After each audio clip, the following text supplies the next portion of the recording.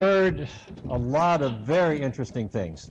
And I'd just like to ask a couple questions first before I open up the panel for some questions.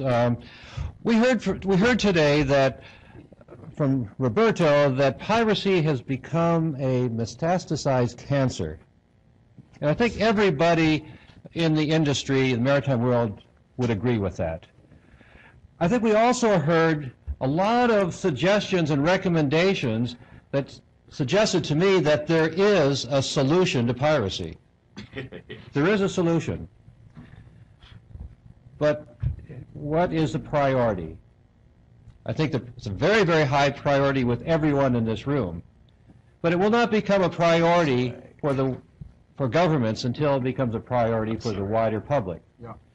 Now, I've also heard that there has been a call or a suggestion that there may well be a boycott of seafarers traveling on ships through the Indian Ocean.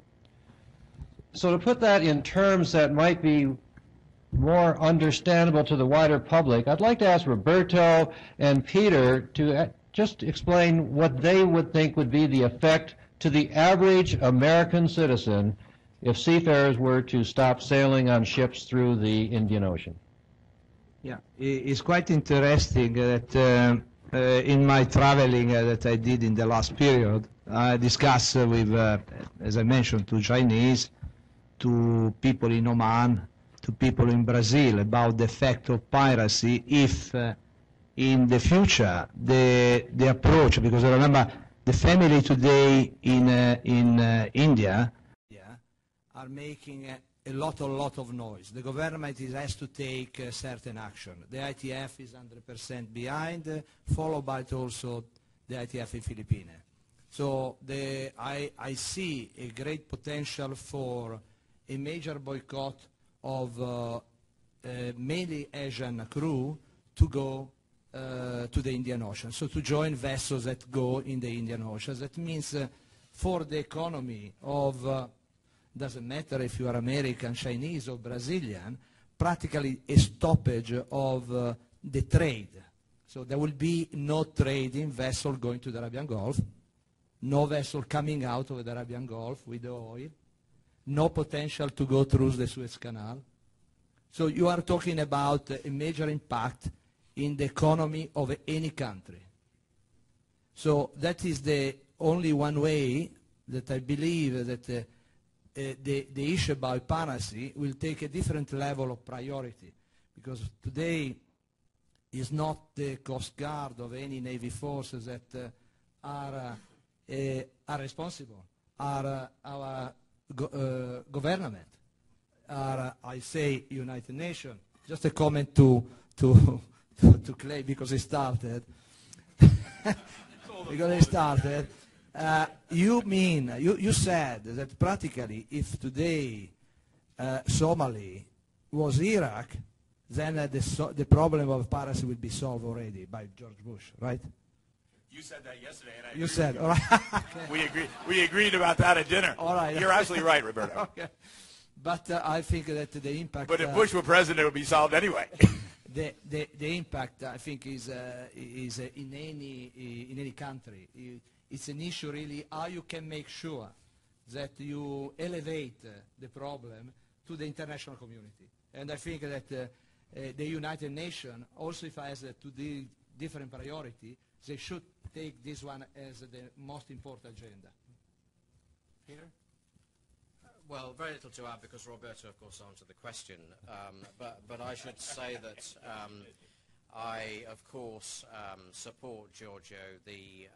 Were this restriction on trade to be enacted, then clearly there would be an impact, I guess, first on oil flow and secondly on other traded goods. But fundamentally, as I said in my opening remarks, there will be an impact on the economy of every trading nation.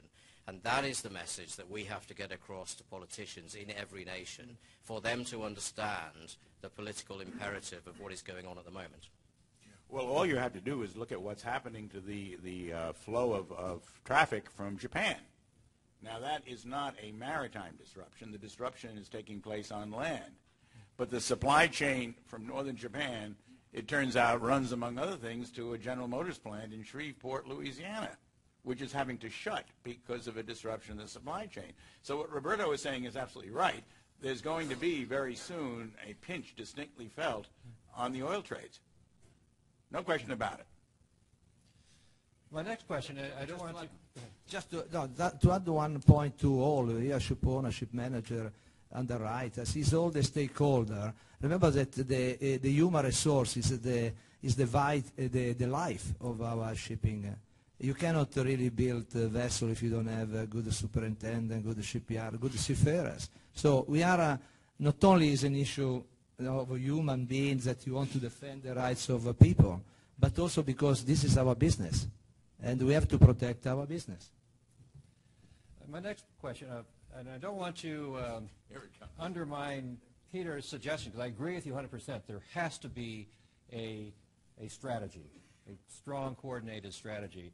But one aspect of that strategy relates to what Clay mentioned, having to do with the Law of the Sea Convention and the legal regime to prosecute pirates. So I would be very interested to hear from two flag states how those countries deal with prosecutions of pirates who have been attacking their ships or have been captured by their navies. I'll go ahead. Go ahead first here, Doug. I think that it's gotten plenty of international press, but the U.S. clearly views piracy as a universal crime. We have, I don't have the cites here for, but we have in our U.S. code direct cites that allow the U.S. government to take action against pirates anywhere in the world in international waters. So it's been a clear case for the U.S., although it has been a difficult government decision to go ahead and prosecute the pirates that have now been prosecuted in the Federal District Court in Norfolk and in New York. And we have, I believe it's 14 others, or maybe 17, from this sailing vessel Quest that are now in Norfolk waiting trial. So it's a very difficult decision for any government. There's political parts of it. There's economic parts of it, because these will likely be prisoners for the rest of their lives in U.S. jails. But I think it's the right thing to do. We need to send a clear message to the pirates that there will be accountability. Germany, interestingly enough, has had a law for many years that any crime committed on the high seas against a German national, regardless of where, in other words, doesn't matter about the flag of the ship, doesn't matter by whom, will be prosecutable in a German court under German criminal law. In other words, they have a long-arm criminal statute. One of the positive things that can be done is to have every country have the same law, and certainly every major maritime nation, including every major commercial nation. Because one of the problems we have had, not just with piracy, but with crimes committed, such as murders, on the high seas, has been that very often the government of the victim didn't want to touch the thing. And this is, of course, something that the pirates well know. They seem to be very good at choosing what ships to attack.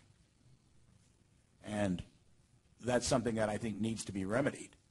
But I do think that an international convention on the suppression of piracy is needed, because with that, we the international community, including the shipping industry, can have really concrete guidelines, I believe, that would apply to the military measures that would be taken to enforce the convention. You know, some conventions do have teeth. We started a little late, so and I would like to open up the floor for questions from the audience, if we could go a little later than the scheduled time. Are there any questions? You could go to a microphone, please. State your name and ask.